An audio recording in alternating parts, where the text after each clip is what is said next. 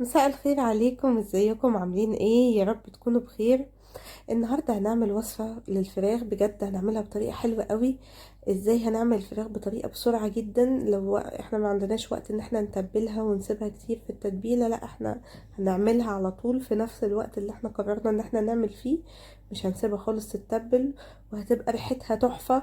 وهنعمل معاها الصوص بتاعها، هيبقى جامد جدا. شايفين الفراخ بجد طرية ازاي؟ وطعمها مش عايزة اوصف لكم كان عامل ازاي، كان حلو جدا جدا.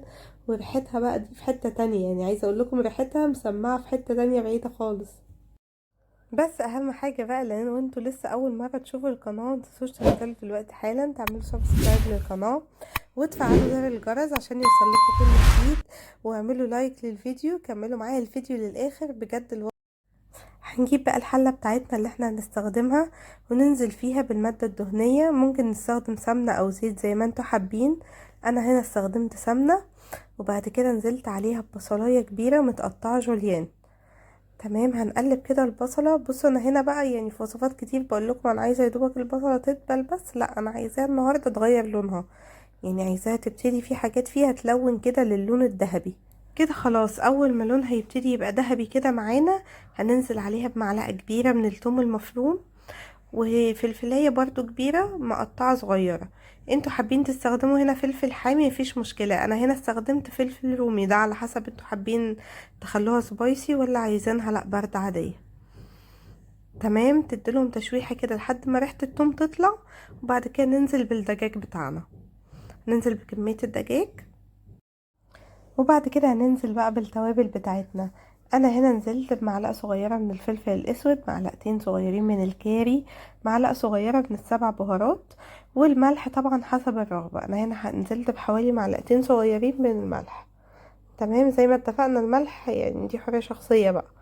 تمام، ونقلب كده الفراخ مع التوابل حلوة قوي، لحد ما التوابل نلاقيها في الفراخ بتاعتنا كلها. مش عايزه اوصف لكم ريحتها كانت عامله ازاي، ريحتها حلوه جدا جدا.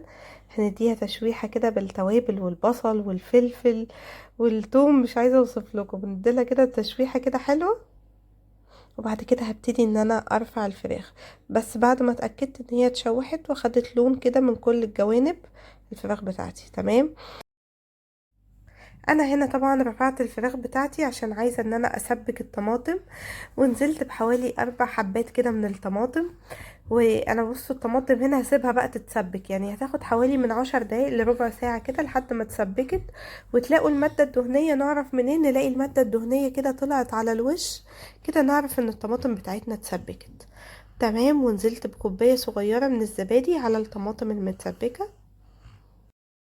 وبعد كده هجيب ليمونة بقى وابتدي ان انا اعصرها على الخلطة دي وعلى الزبادي. الليمون مع الزبادي على فكرة بتعمل ميكس حلو قوي قوي في الطعم، بيفرق جدا في الطعم. جربوا الوصفة دي، سهلة قوي يا جماعة. وبعد كده ننزل بقى بالفراخ بتاعتنا اللي احنا كنا مشوحينها وسايبينها. هننزل بيها كده على الصوص الجميل بتاعنا ده، نديله كده تقليبة بسيطة خالص. وبعد كده ننزل بالمية المغلية.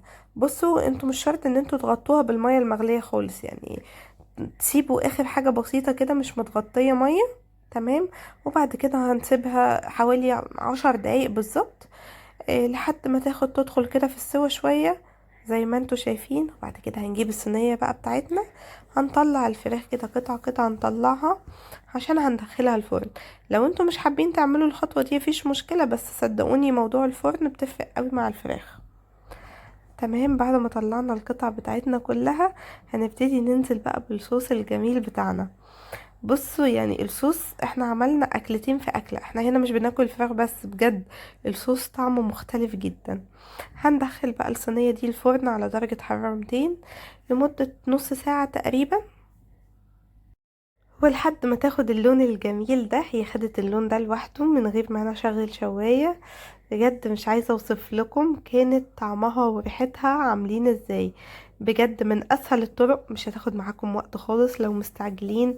يعني بصوا، هو احنا عملنا اكلتين في اكلة، بدل ما احنا نقعد نعمل خضار مع فراخ وكده، لا احنا عملنا الصوص ده حلو جدا. حابين ان انتوا تحطوا فيه خضار مفيش مشكلة يعني، بس احنا حابين ان احنا نعمل حاجة تكون سريعة وفي نفس الوقت طعمها تحفة جدا. وهنا كنت عاملة معاها مكرونة بالصوص الابيض.